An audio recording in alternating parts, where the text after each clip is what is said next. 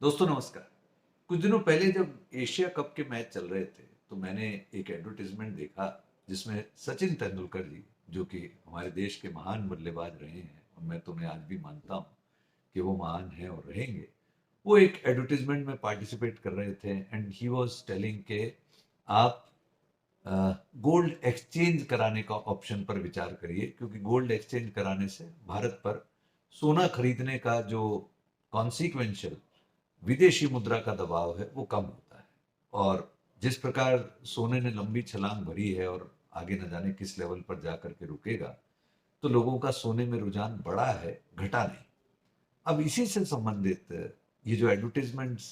किया सचिन तेंदुलकर जी ने, जिसमें उन्होंने कहा कि आप नया गोल्ड परचेज करने की जगह गोल्ड को एक्सचेंज करने पर विचार करिए, यानी आप पुराना गोल्ड लेकर के आइए और नया गोल्ड लेकर के जाइए। तो फिर कुछ क्वेश्चन इस प्रकार आने लगे कि अनूप जी, अगर मैं अपना पुराना गोल्ड दे दूं ज्वेलर को और उसकी जगह नया गोल्ड ले लेता हूं, तो जो मैं गोल्ड दूंगा रादर मेरे को अपनी जेब से अब मेकिंग चार्जेस और देने पड़े, तो कहीं income tax point of view तो कोई पॉइंट नहीं अराइज हो जाता है इसके अंदर। तो I hope you will appreciate कि हाँ अनूप जी, आपका पॉइंट तो वैलिड है। तो अब इस प्रश्न का उत्तर कैसे निकालें कि पुराना गोल्ड जो मैं दे रहा हूं और उसके बदले मैं नया गोल्ड ले रहा हूं, बनी बनाई चीज ले रहा हूं, बनी बनाई दे रहा हूं, या पीछे बिस्किट दे रहा हूं और उसके बदले मैं गोल्ड ज्वेलरी ले रहा हूं, या गोल्ड ज्वेलरी दे रहा हूं और उसके बदले गोल्ड बिस्किट ले रहा हूं, किसी भी कॉम्बिनेशन में आप चले जाए। तो इनकम टैक्स में कैपिटल गेन टैक्स लायबिलिटी के point of view gold jewellery capital asset है और गोल्ड ज्वेलरी का एक्सचेंज ट्रांसफर माना जाता है। तो आपने जब ज्वेलरी दी और उसके बदले दूसरी ज्वेलरी ली, कॉइन दिया उसके बदले ज्वेलरी ली, ज्वेलरी दी उसके बदले कॉइन लिया, कोई भी कॉम्बिनेशन आप बैठा लें, या इवन आपने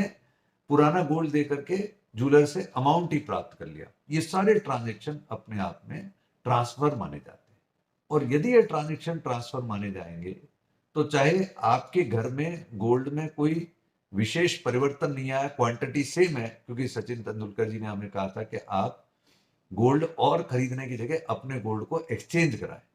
लेकिन इस प्रकार के एक्सचेंज करने पर भी income tax department capital gain tax liability आप पर अप्लाई कर सकता है, रादर करेगा, क्योंकि पीछे गोल्ड हो सकता है आपने 30,000 रुपए तोला लिया,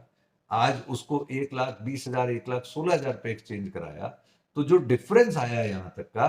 चाहे आपको मॉनेटरी टर्म में बेनिफिट नहीं हुआ और आपने नया गोल्ड ले लिया, तो भी कैपिटल गेन टैक्स लायबिलिटी देने के लिए तैयार रहना है। और गोल्ड के बदले गोल्ड लेने पर कोई separate capital gain exemption law में नहीं। तो I hope you will understand how it is going to impact. Thank you.